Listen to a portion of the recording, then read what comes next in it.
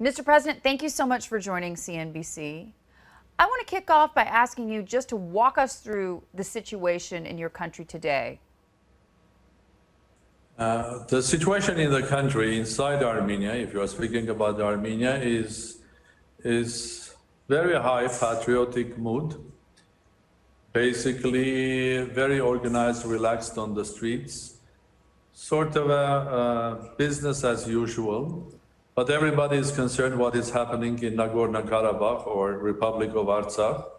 And of course, the patriotic move is very, very high. There are a lot of volunteers that are claiming and going to Nagorno-Karabakh to help to defend Nagorno-Karabakh. That's the overall mood. Of course, there is a concern, first of all, concern and questions. First of all, why Azeri side decided to leave aside the negotiating table and try to solve the issue with a gun. Well, I firmly believe that there is no solution in military activities. There is no solution, especially for the question of self-determination of these people, Armenians. You know, Nagorno-Karabakh or Artsakh is a part of historic Armenia and has been it for thousands of years, not hundreds of years, but thousands of years. And it was always inhabited by these people. It's a wonderful country, mountainous country, very brave and proud people, Armenians. And it was always, even under the Soviet rule, there were 90% of population was Armenian. There are people that look after others as well. I can just give you a simple example. Well, in every village in Nagorno-Karabakh, there's an historic site or a castle or a church.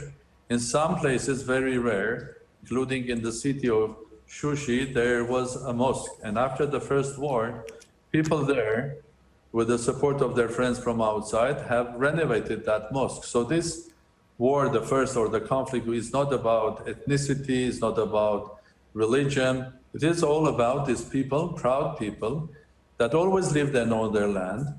But the 70 years of Soviet rule, like everybody, including Armenia, Azerbaijan, Georgia, Ukraine, were sort of conquered by the empire, and they were a part of the empire. And when the empire started giving big cracks, the people that always had expressed that idea that they want to be the rulers of their own fate, in 1991, in a referendum in Nagorno-Karabakh, they voted according to the rules of former Soviet Union, the empire, and declared that they want to be independent. They didn't declare that they want to be a part of Armenia. They declared they want to be independent and run their fate.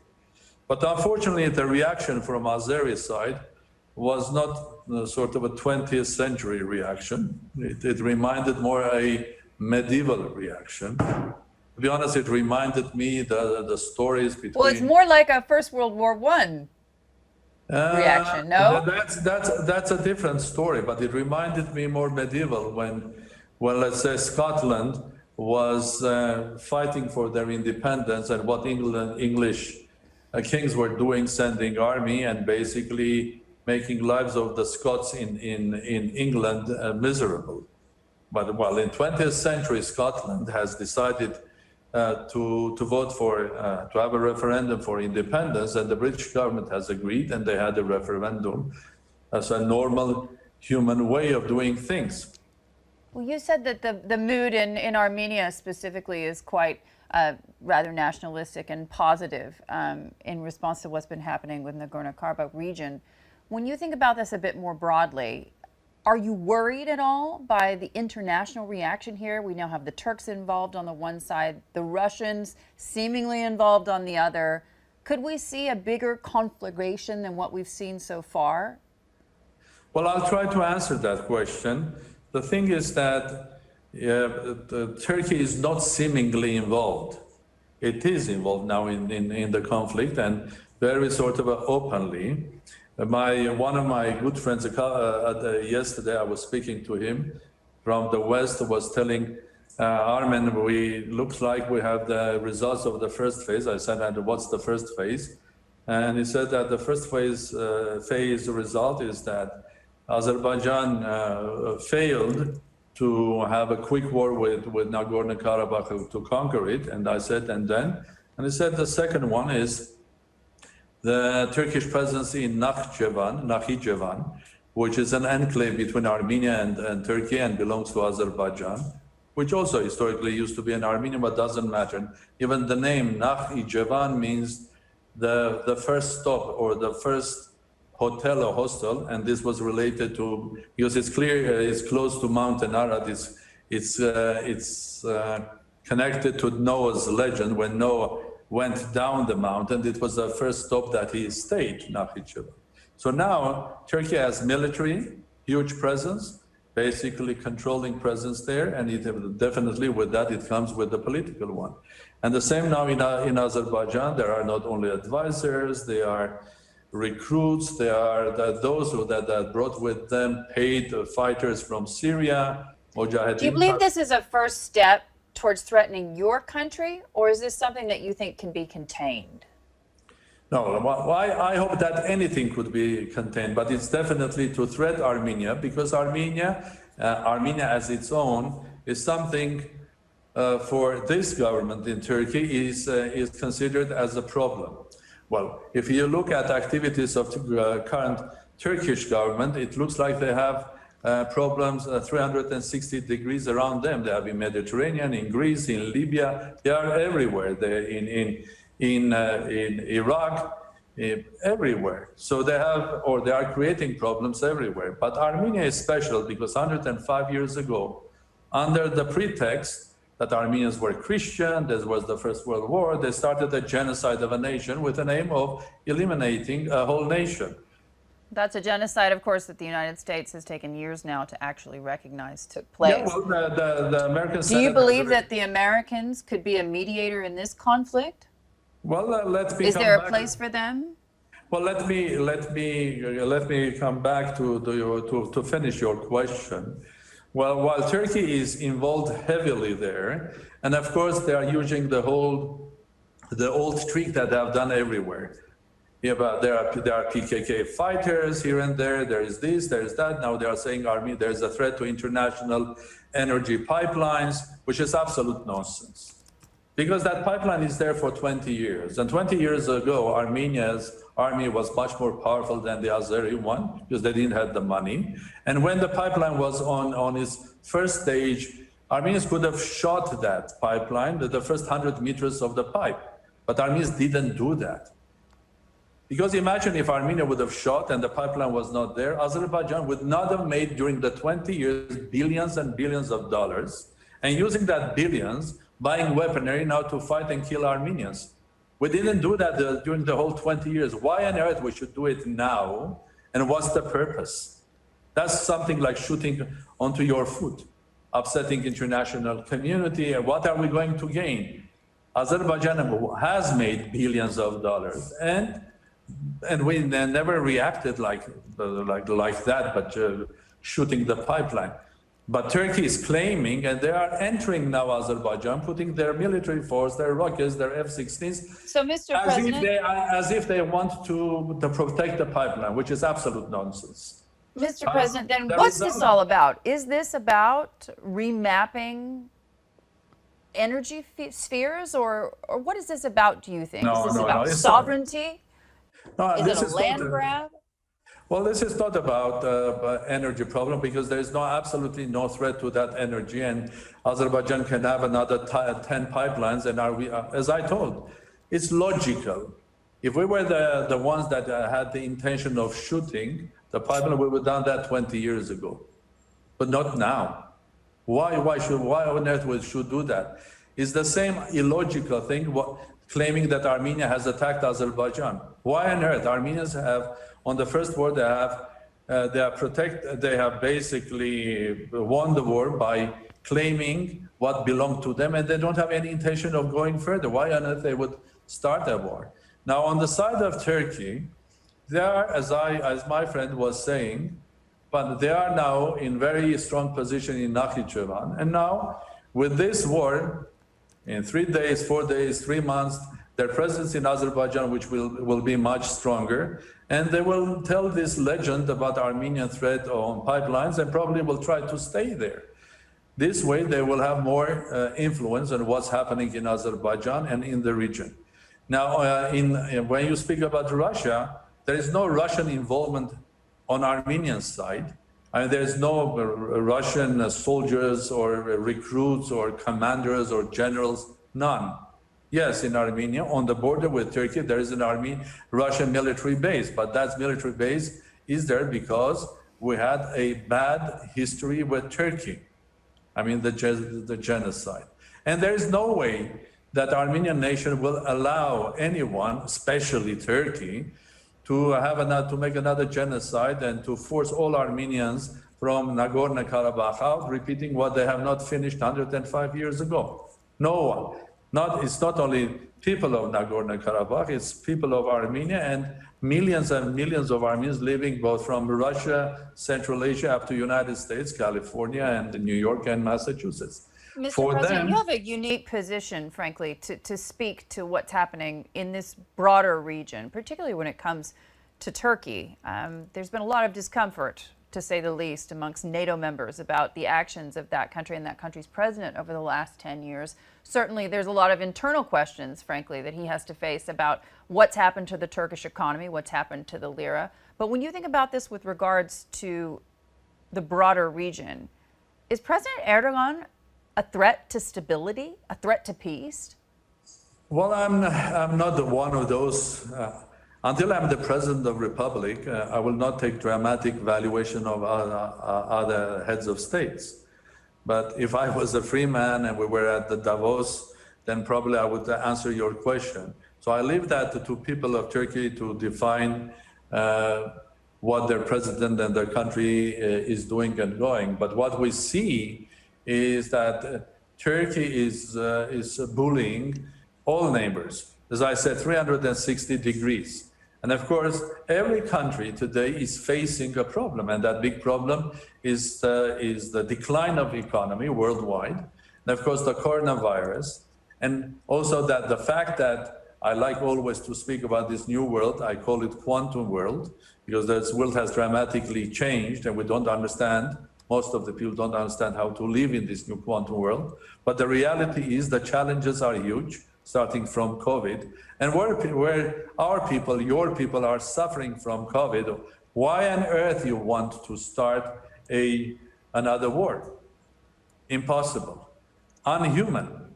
And from that point of view, your question was who can be the mediator and can the United States be that country?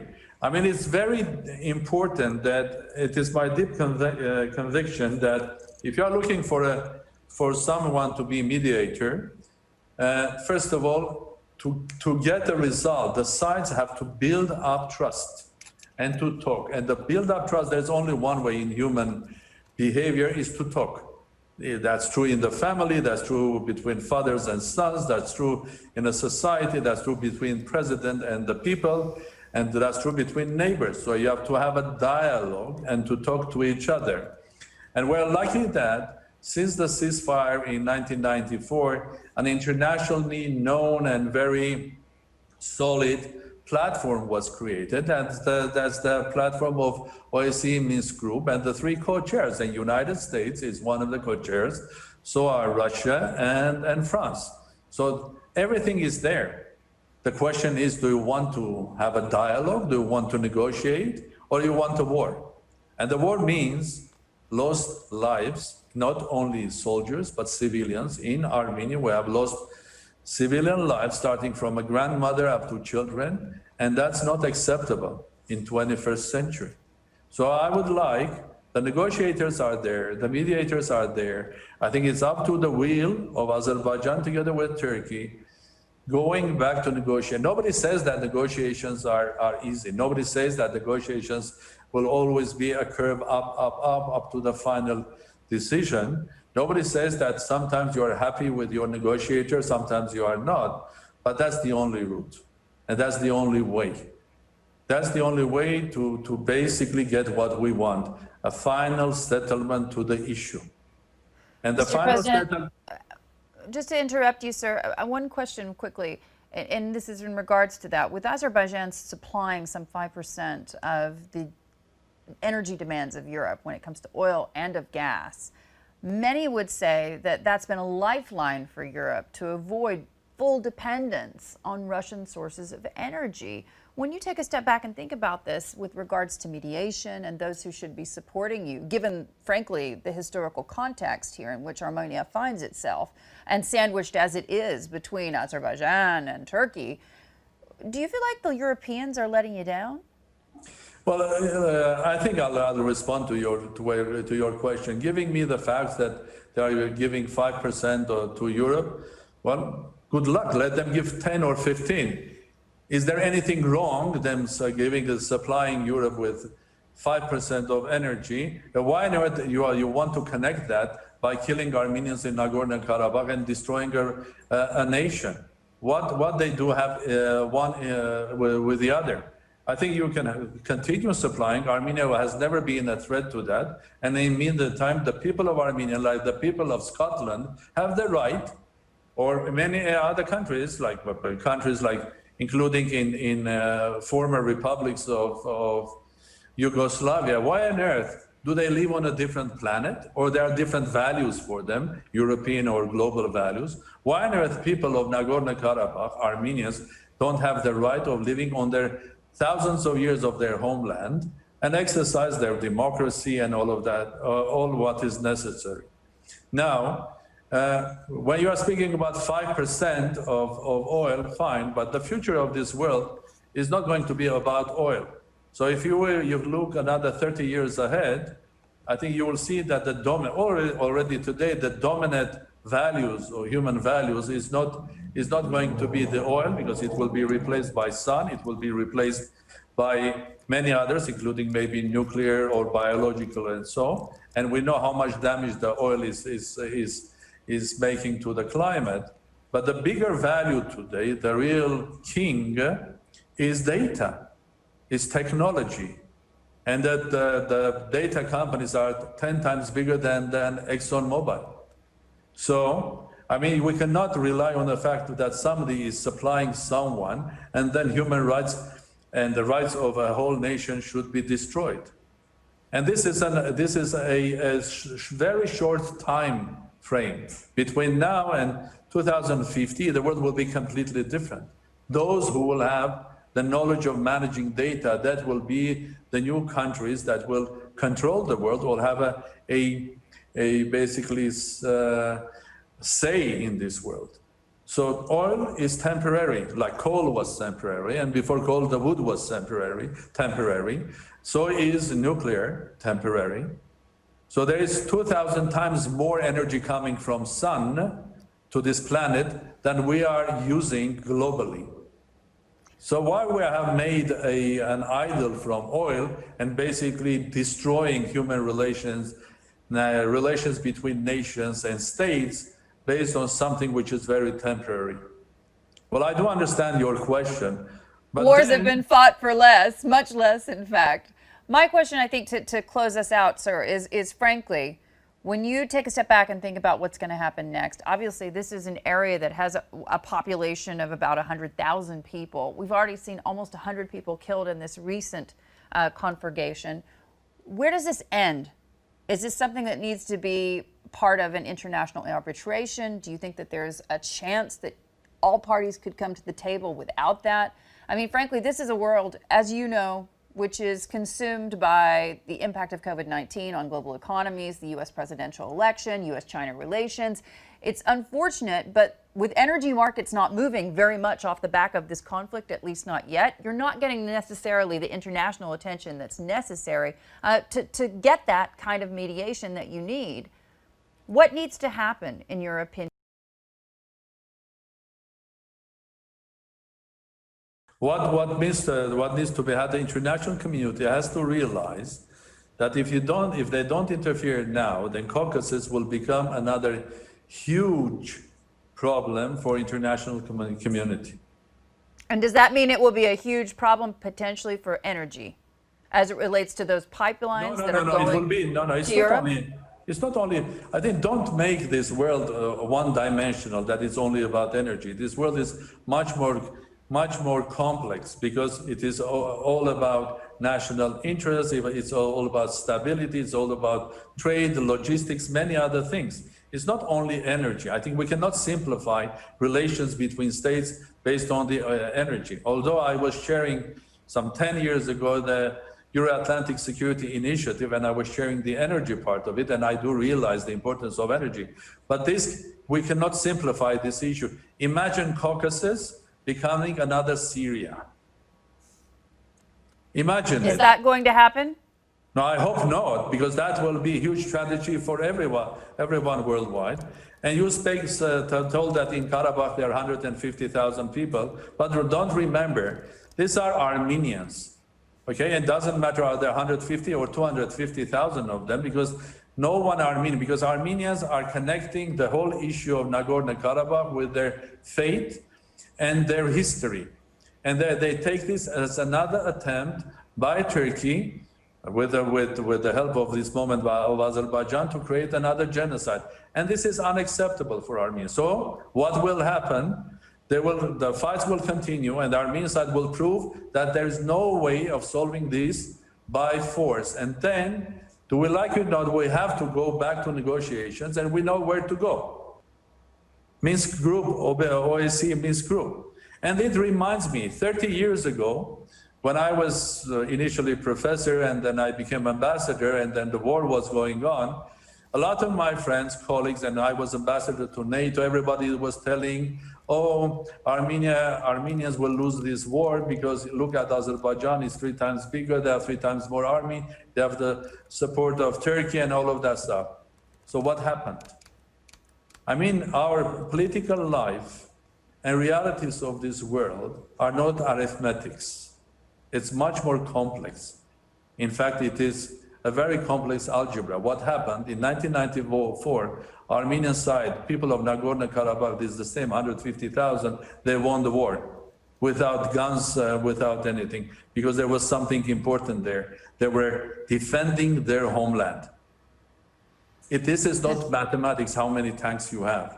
This is all about how many people you have that are ready to die to defend their land. And because they are defending their land and Azeris are not, there's a huge difference between that. And I think President, we're going to have to leave it there, sir. But I thank you so much for your time.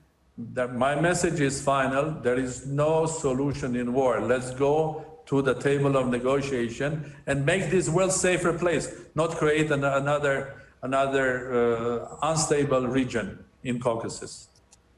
Mr. President, thank you so much for your time. Thank you very much.